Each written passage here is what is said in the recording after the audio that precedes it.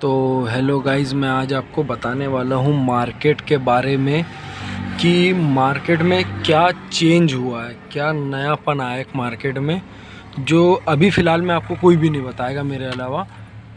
हाँ, बाद में लोग बात करने लगे तो बात अलग है। तो मैं आपको बताने ये वाला हूँ कि मार्केट अब चल किस हिसाब से रहा है, मतलब क्या है, क्या चेंज आया है जो मैं बोल रहा हूँ कि भाई चेंज आया है, चेंज आया है, चेंज आया है। तो देखो, चेंज आया है कि मार्केट जो अपना पहले चला करता था ना, आप पुराना इतिहास भी उठा के देख लो, मार्केट हमेशा से ये देखो higher high, higher low, higher high, higher low, low फिर हाई, फिर लो, फिर हाई, इस तरह से, फिर लोअर हाई, लोअर लो, लोअर हाई, लोअर लो, इस तरह से। फिर यहाँ भी ये हायर हाई, फिर एक हायर लो, फिर हायर हाई, फिर हायर लो, हायर हाई। तब यहाँ पे होता क्या था कि मार्केट में एक सेल ऑन राइज, एक बाय ऑन डिप्स, दो चीज़ें चलती थी। तो जैसे कि अब जिसने यहाँ पे मान लो कि जो बायर है या अपन सेलर बोलो, अब यहाँ से तो मार्केट अप ट्रेंड में है, तो जैसे कि मान लो यहाँ से कोई बाय करके बैठा है यहाँ से, तो वो नेक्स्ट जैसे कि टूट जाए ना उसका, जैसे लोअर हाई वगैरह, तो वो एसएल लेके बुक कर लेता था। बाकी इसमें प्रॉफिट ही होता था हर बार। ये देखो यहाँ पे भी हायर लेवल पे जो भी सेल करेगा प्रॉफिट होगा।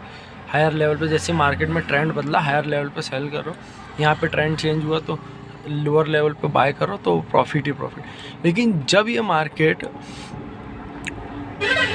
प्रोबेबली समझ के चलो कि 18,900 के ऊपर जब से निकला है मार्केट, जब से इसके ऊपर इसने चलना चालू किया, तो ये क्या है ना कि एक ट्रेंड पकड़ लेता है कि मान लो यहाँ से जैसे ही ऊपर गया और फिर यहाँ से थोड़ा सा कंसोलिडेट किया, तो लोग यहाँ से सोच के बैठे होंगे कि अब यहाँ से गिरेगा, यहाँ पे सेल कर दिए और ऊपर चला जाता। अब जब यहाँ पे पहुँचता है, यहाँ से गिरता है ये, तो लोग यहाँ पे पता है बाय ऑन डिप करेंगे। और ये बाय ऑन डिप नहीं है, सेल ऑन राइज होते होते नीचे ही आएगा धीरे धीरे। पर जब यहाँ से ये चला, जब यहाँ से मार्केट चला, तो इस बार मार्केट ने फिर यहाँ पे अब लोग यहाँ सेल करने लगे, फिर वो और ऊपर गया, फिर लोगों ने एसएल बढ़ा के फिर सेल करने लगे, फिर सेल करने लगे। पर ये मार्केट जो है ना, इस हिसाब से चल रहा है, आप देख के चलो कि मतलब ये अगर एक डायरेक्शन इसने पकड़ लिया ना कि अगर इसको नीचे जाना है, तो आप बाय ऑन डिप कर ही नहीं सकते। फिर ये पता है ले लेगा, आपको लपेट लेगा, एक तरह से रगेट लेगा मार्केट। बाइंग साइड में लपेटेगा, सेलिंग साइड में एक तरफ लपेटेगा। अब यहाँ पे देख लो, मैंने यहाँ पे बोला था बाउंस आना चाहिए। अब यहाँ से कोई अगर मंथली कॉल ही बाय करके बैठ जाता उस टाइम पे अक्टूबर में, तो कितना प्रॉफिट कमा लेता, मतलब ओटीएम का भी खरीद लेता तो भी प्रॉफिट कमा लेता। या यहाँ पे मैंने जब सेल का बताया था, क्योंकि मार्केट एक तरफा चल रहा है। यहाँ पे भी आप देखो एक तरफा गिरावट, ठीक है, यहाँ एक थोड़ा सा बाउंस आया भी, थोड़ा सा बाउंस आया भी, तो ये यहाँ पे कोई सेल करने की तो सोचा ही नहीं होगा किसी ने नहीं सोचा होगा, मैंने सोचा था, वो बात अलग है। यहाँ पे भी लोग ने क्या है, बाय ही बाय किए होंगे, यहाँ से नहीं किया होगा, यहाँ से ही बाय किए होंगे और यहाँ से ठुक गए, चुद गए।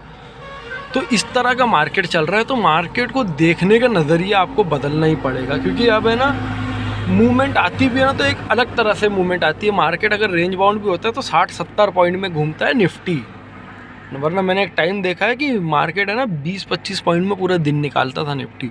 ऐसे तो अब मैं बहुत कम दिन देख रहा हूँ। हाँ, अभी लास्ट के दिनों में भी कंसोलिडेट हो रहा है, तो ये भी देख लेना 60-70 पॉइंट कम की कैंडल होगी चाहिए। तो इस तरह से चल रहा है। और ये हुआ क्यों? क्योंकि आपने देखा होगा कि एक एक्सपायरी चेंज हुई अपने यहाँ पे, कि अब हर दिन एक्सपायरी हो रही है।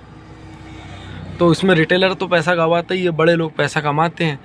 और एक अलग ही तरह का इन्होंने कुछ वो करके रखा है। मैंने आपको अगर कुछ नई बात बताई हो, समझ में आई हो, तो कमेंट करिएगा।